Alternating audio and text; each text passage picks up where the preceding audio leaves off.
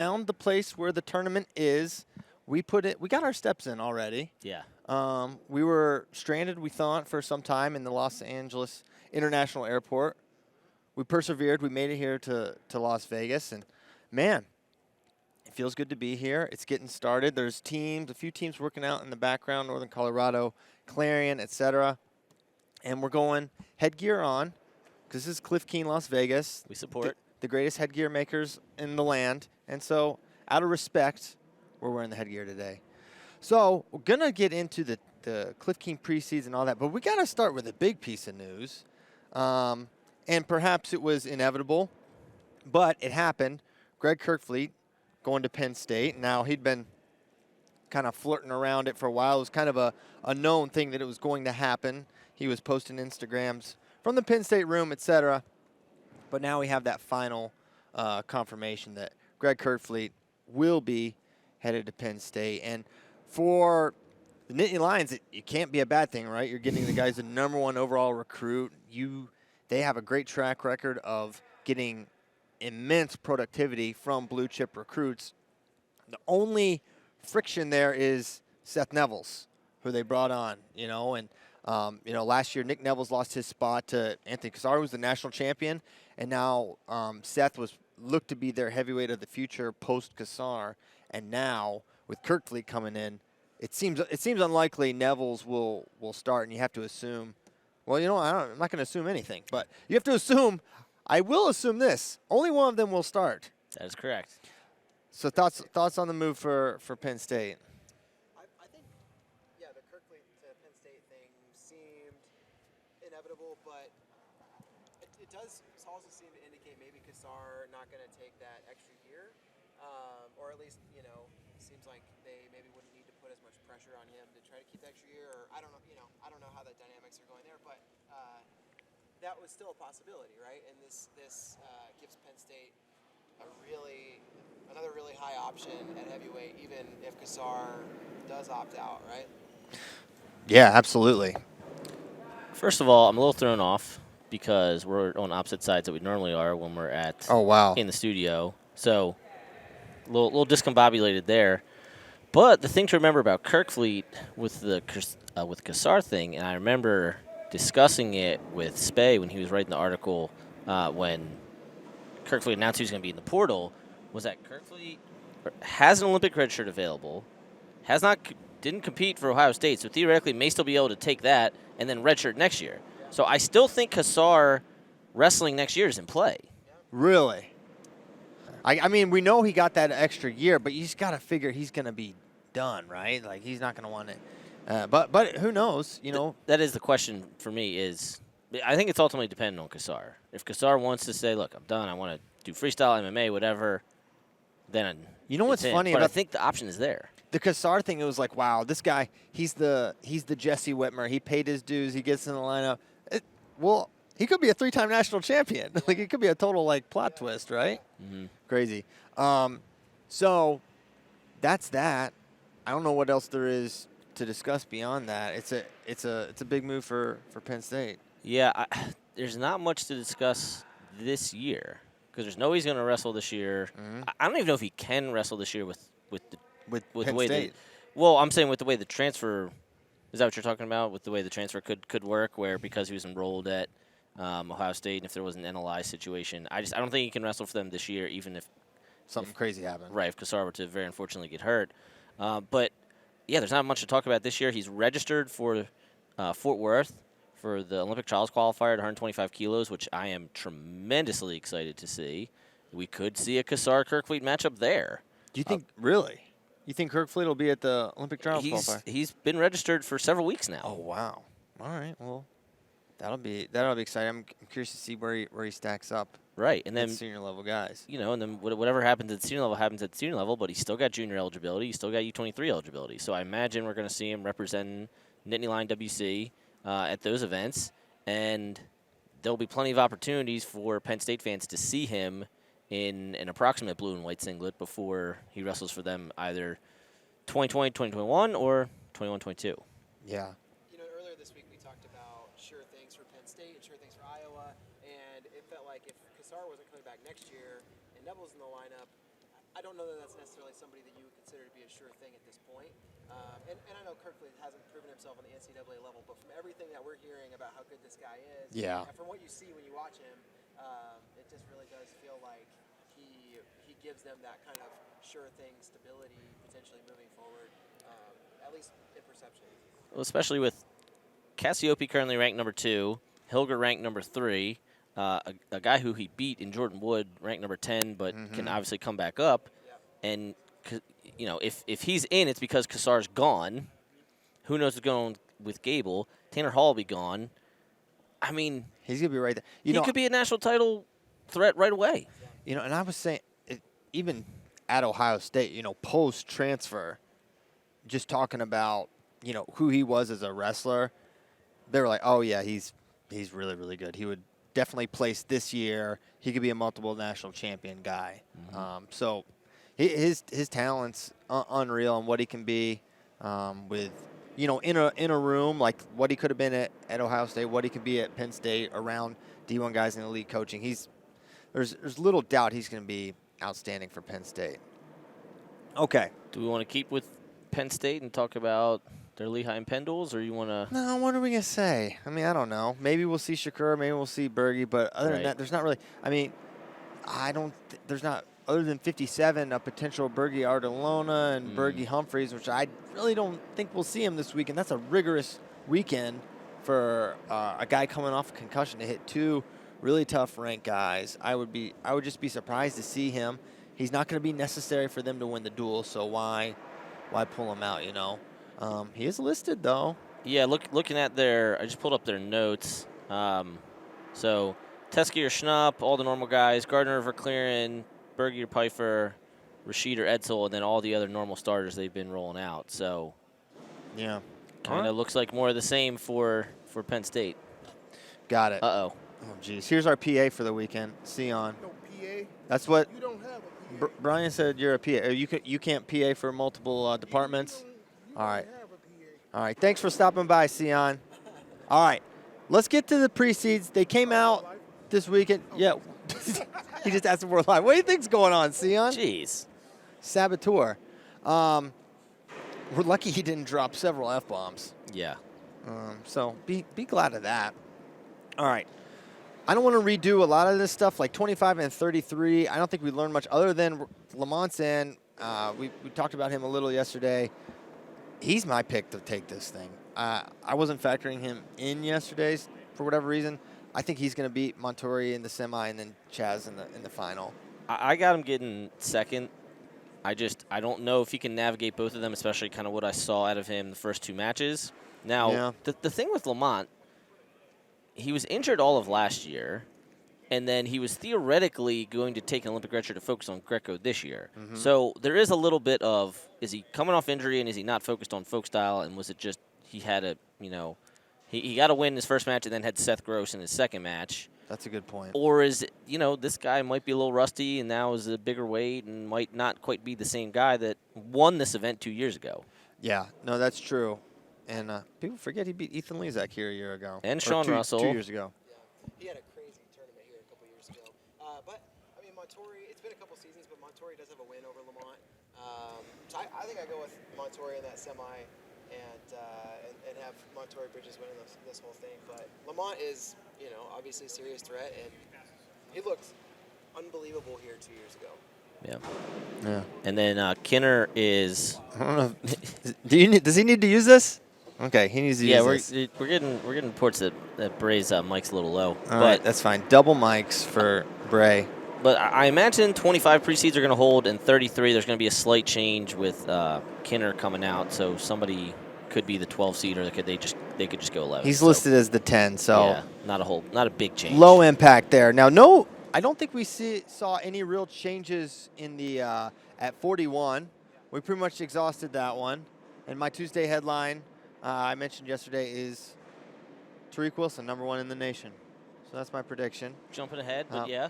But you guys don't have to put yours out just yet, but that one flows with mine. Any further thoughts on 41? Because 49 is where I think we saw some movement that really shook things up. Yeah, just 41. I guess Cole Madden is the guy from Michigan right now, and then DJ Lauren coming in the 9th seed. I kind of would have rather him be thrown into the bracket and kind of see where he lands because he's tough. So, but yeah, 41 looking pretty much as we expected. Now 49, we've been talking a lot of Colin Purinton airtime this week, more than I would have guessed. Obviously some Purinton time, but not much. But we've been talking about him a lot, and he's going to be the 7 seed here, it looks like. Now, there is a seeding meeting, maybe. Or there has been in years past, but the 1 year, it was so freaking long. I think they said never again. Yeah. We're doing this, we're seeding it, and that's that.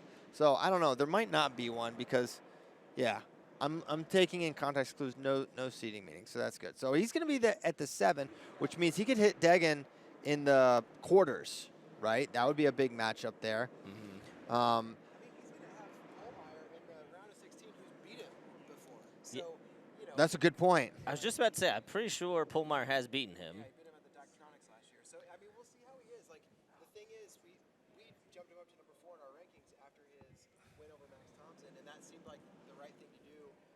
They may be factoring in a lot of these head-to-head results with for Purinton. And I see also that, like, Brent Moore is pretty far down, even though he has the win over Sammy Sasso. But if they're kind of looking at the entirety of their careers, it makes sense maybe for Brent to be down here at 7. But he's not going to have an easy route, just given his history with some of these guys. So I'll be curious to see, is Purinton the guy that beat Max Thompson a couple weeks ago, or is Purinton the guy who has losses to guys like Henry Pohlmeyer? The guy that I picked to win, and I imagine a guy who we all think is going to do well here, Zacharol.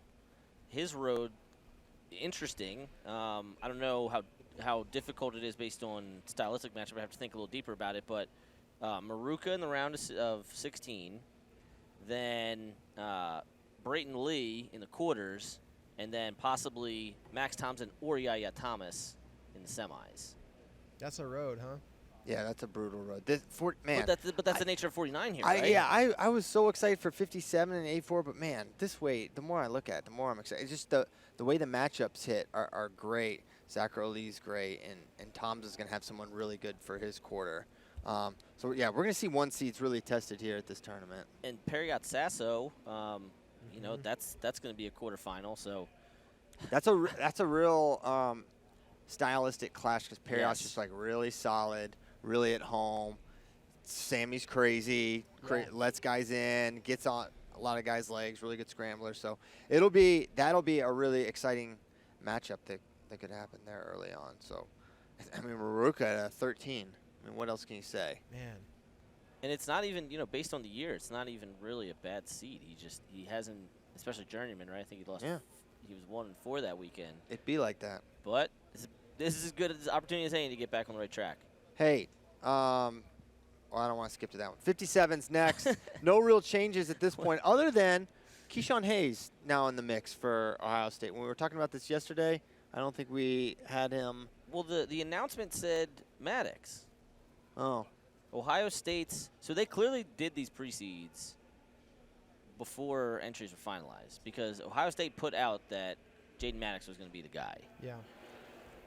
So we probably won't see Keyshawn, but he is listed here. So, I mean, don't be surprised if he's in, but it sounds like he's not. Is that what you're saying, Nomad? Yeah, the tweet they put out yesterday, 10 Buckeyes to compete in CKLV, and they had Jaden Maddox at 157. No Keyshawn.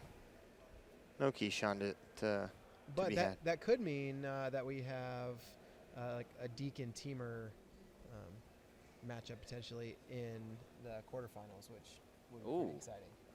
I like that. Yeah. That's insane. I mean, so, yeah, I'm here for that.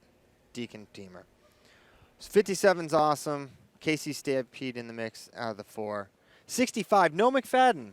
Great sadness. I really thought this was going to be his tournament. Other than that, no real changes, right? Don't see it. Which is a guy who I mentioned as kind of a dark horse. I like Canigliaro over Fogarty in the quarters. I think Canigliaro at Harvard is going to make the semis here. Okay. Which would be a good run for him. Philly cheese, as Giant DeJulius calls him. Philly cheese. Okay. Yeah. Yeah, you know that? Thought I said that on the show. Oh, you might have. Oh, but you were maybe gone. Yeah. Sometimes you're gone. 74. No big shakeups here, right? Everything kind of as it was. No movement there. All right, 84. Kind of the same, right? Well, Lujan is now at the 2. We didn't think he Oh, would yeah. We thought it would be Ridley at 2.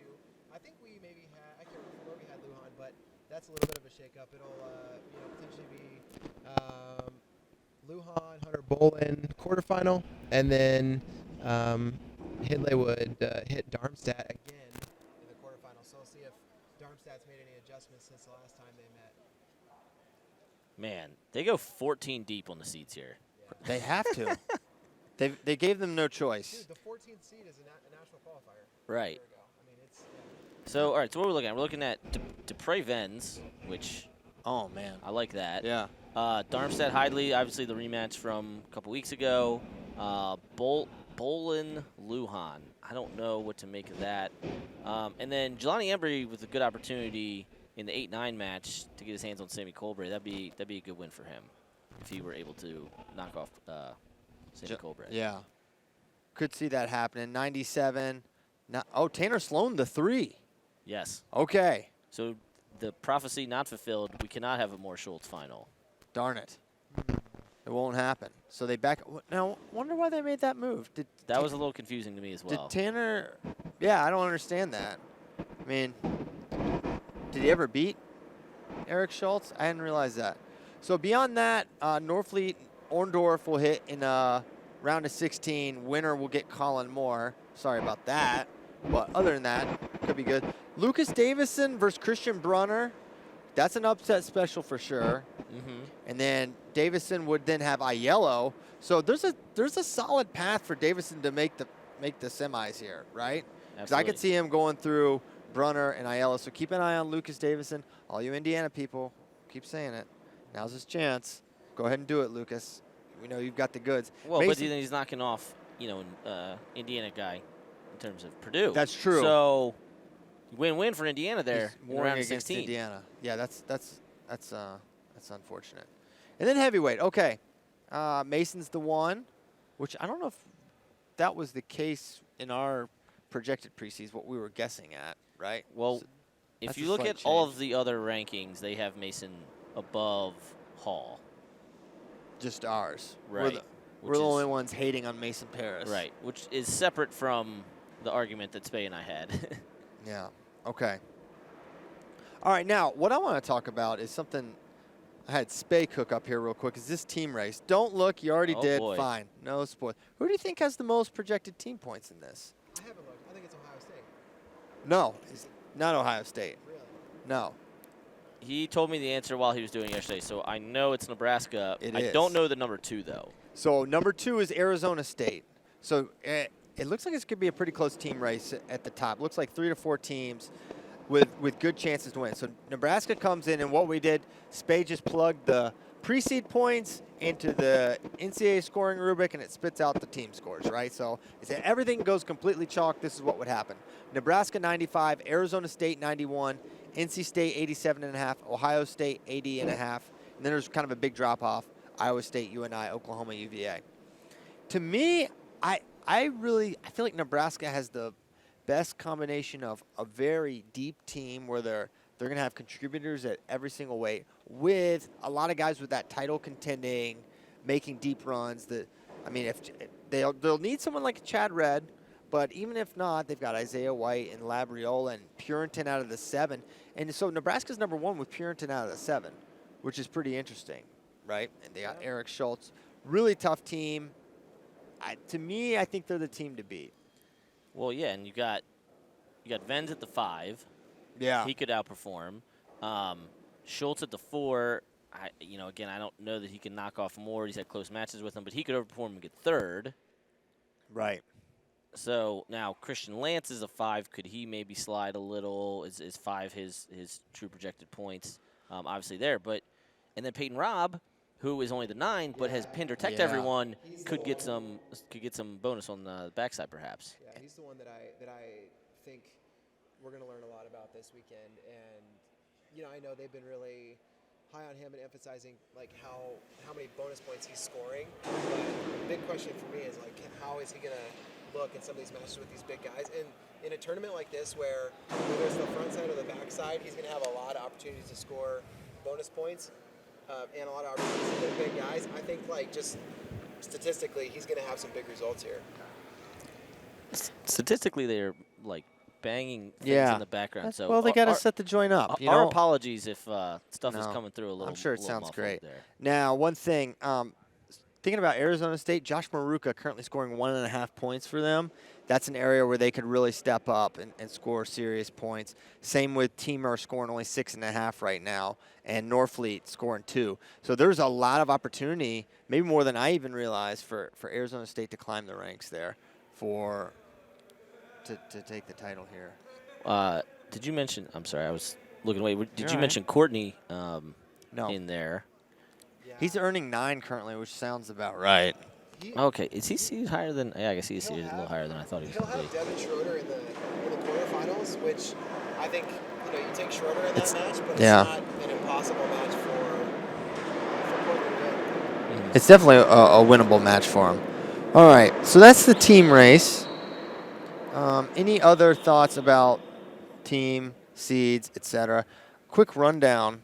We're starting tomorrow, 9 Pacific, I want to say? Yeah, 9 Pacific, noon Eastern. Okay.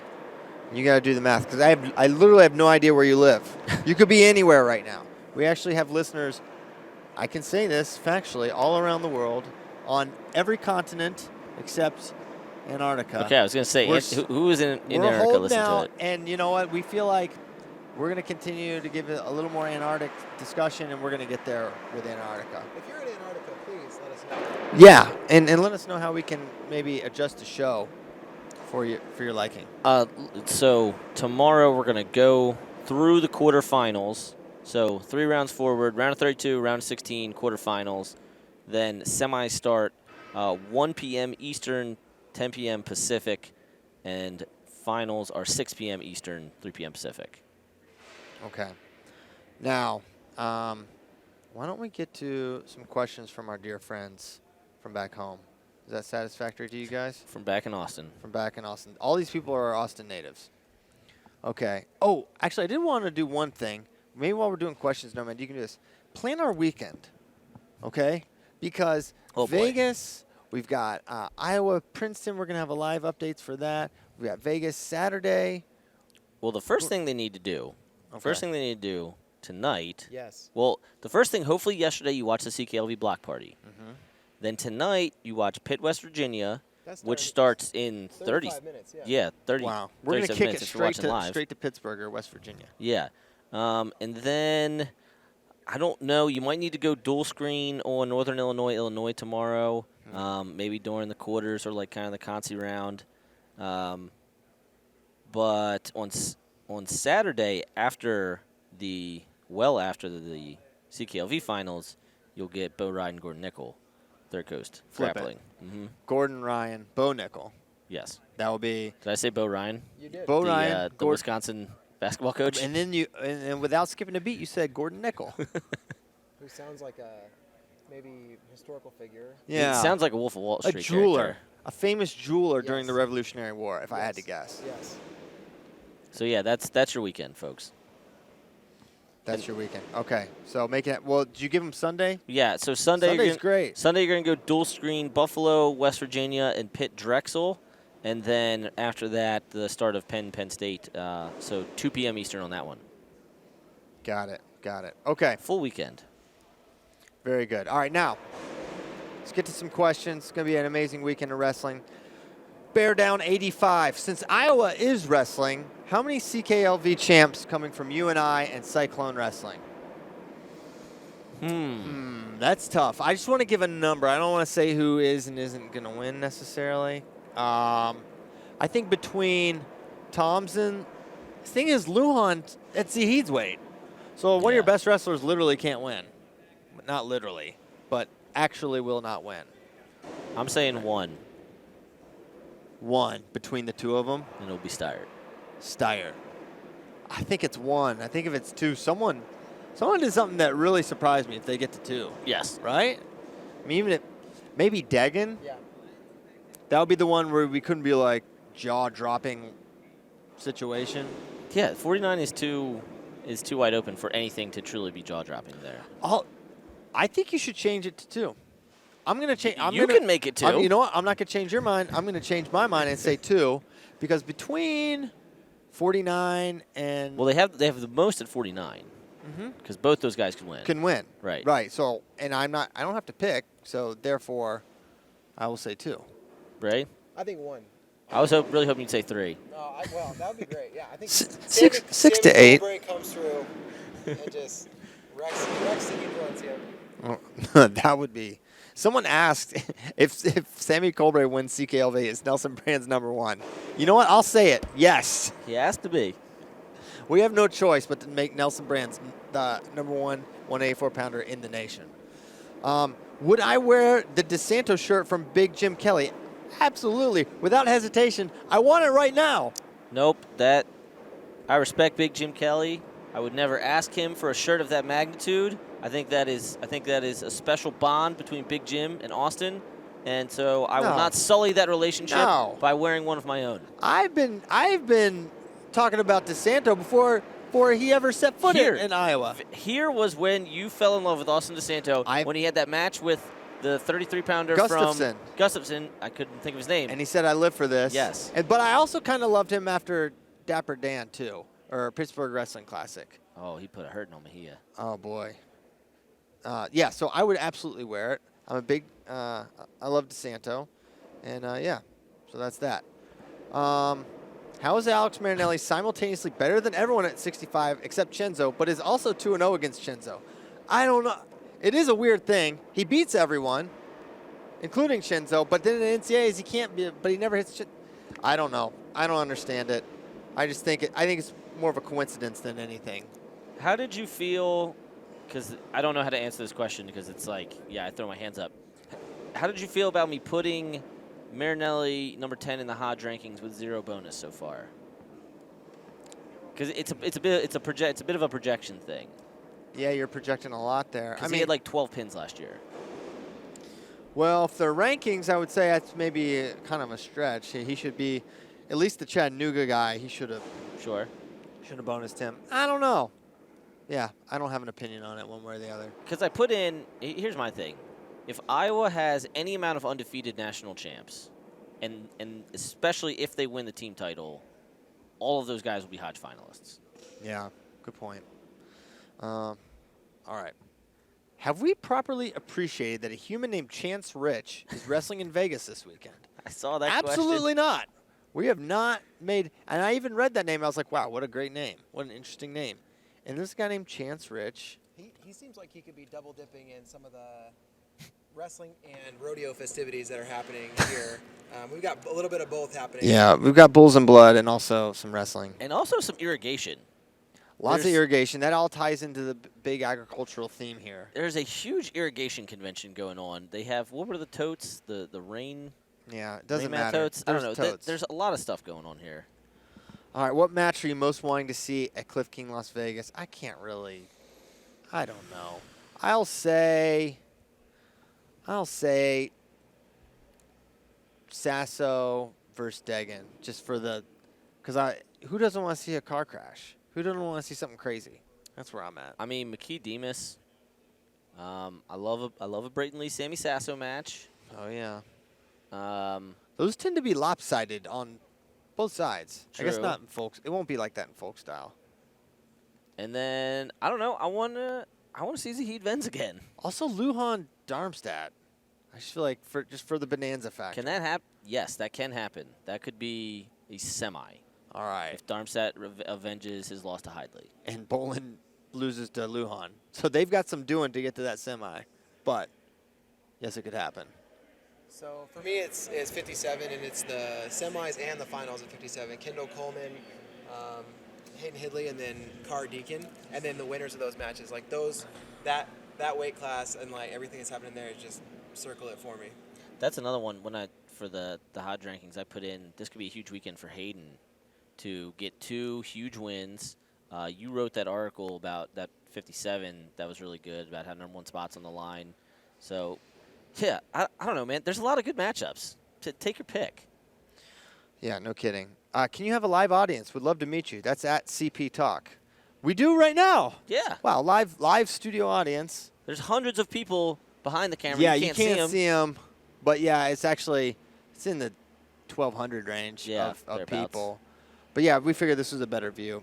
So yeah, we've done live audiences, but this is about as live as we get in terms of audiences. Although if you're ever in Austin and you just want to come in and stand in there in the studio, we might not turn you away, but you have to get past Melissa, which good luck with that. Yeah, she's kind of, you're probably just, you're not going to want to mess with that. She's a pit bull. Yeah. Not a bulldog.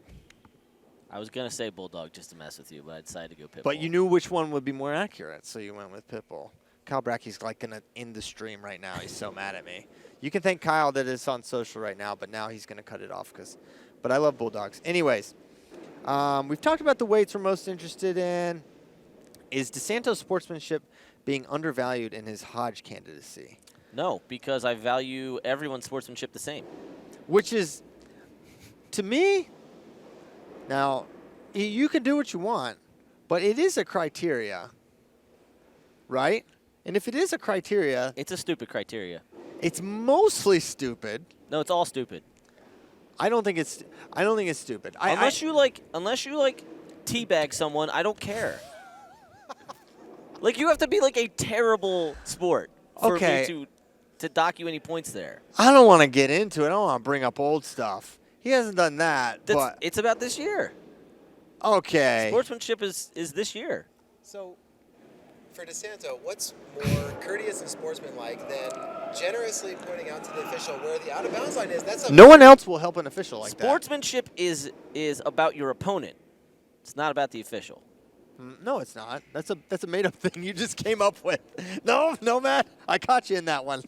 Nomad likes to make these declarations about what things are. That's not true. That's not the true. thing. It definitely involves the official. No, yeah, sure. Yeah, DeSanto's sportsmanship, yeah, whatever. But it's not stopping me from putting him high. No. He'd have to do something pretty good. It's going to be tough for him to win the Hodge Trophy for a variety of reasons, I would say.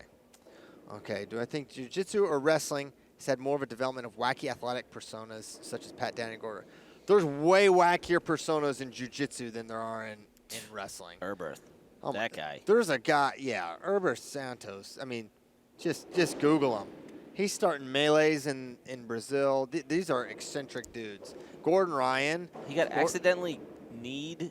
Like, not even hard, it looked like, and just quit in a match. He's a world champion. They just, quit. At an event for $100,000. Yeah, there's a lot of weird people in grappling jiu-jitsu.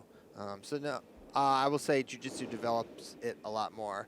But for my money, wrestling develops much more interesting personalities. I'm way more interested in talking to Doug Schwab and Tom Brands and Tom Ryan. Because I find them so much more interesting than these, I don't know, loudmouth, brash, profane dudes. I don't find there's near as much substance and struggle that these guys have gone through compared to wrestling. That's just my own insane wrestling bias, but it's also true factually. Yeah, I mean, I don't know enough about him. I understand what you're saying. I think just the nature of the sport, obviously we have gotten more into grappling in part due because of the work of our guys that sit right near us in Flow Grappling. But I still don't know enough about them, but our sport is so dynamic and interesting and unique, and everyone uses their own body to their own, to their own advantage, and everyone attacks the sport in a different way. So from that sense, yeah, I would lean towards Christian in that respect. I think one advantage that grappling has is they have obviously wrestling's a global sport, but grappling has a truly connected global audience where the guys who compete and live in Brazil are very frequently interacting with an American audience, and so I think that's one thing that kind of lends to being able to see a wider range of personalities in grappling. But I agree, I'm my first love wrestling, and a lot of it's because of these stories, right? Yeah, absolutely right. Okay, you got something? Well, we need to do Tuesday headlines. Oh yeah. I want to also mention, if you're really dedicated, and I am very upset that I probably will not be able to watch this, because if I do, I will not be able to cover CKLV effectively. But starting 1 a.m. Central Time, because Hawkeye Wrestling Club did the math for us, the Alliance tournament, we've got a couple guys over in Russia right now. Gilman, Zane, James Green, Snyder, Machiavello, Snyder, and Gwiz. So we got 6 guys over at the Elans. The Elans tournament is a tremendously awesome tournament in Russia. It's only the 3rd year, but I counted there were like 6 or 7 world champs that didn't win the brackets they were in just 2 years of the tournament. Chemizo's taken a loss there. Sidikov's taken a loss there. Sabalov has taken a loss there. Aguyev has taken a loss there. Man. So really good tournament. The guy Ivan Freestyle on Twitter put out what looks like preliminary entries, and if they all hold, it's going to be excellent. The field for the past 2 years has been really good. So if you don't like sleep and you love wrestling, 1 a.m. Central Time is the start time for the Elans. Saturday, December 7th, Sunday, December 8th. Okay. Now, Tuesday headline time. I've given you mine. Number 1, Tariq Wilson by Tuesday. That will be the headline. David Bray. So my headline is related to that headline, and it's going to be NC State CKLV team champs. I could see them pulling some magic at 125. If Trent has a really good run, makes the finals, Hayden wins it, and Tariq wins it, I could see them right up there in the team title mix. So, and with that one, Ohio State's going for their 4th in a row, right? That's pretty crazy. That's crazy. I'm betting big, like CP has done in the past. Go for it. 3 number 1s go down this weekend. Dang. Do you have an inkling? No. You don't want to do that? Similar to the UNI Iowa State question, we don't have to say who the champs will be. Okay. Just what the number will be. Okay, because how many number 1s do we have? We got Pletcher?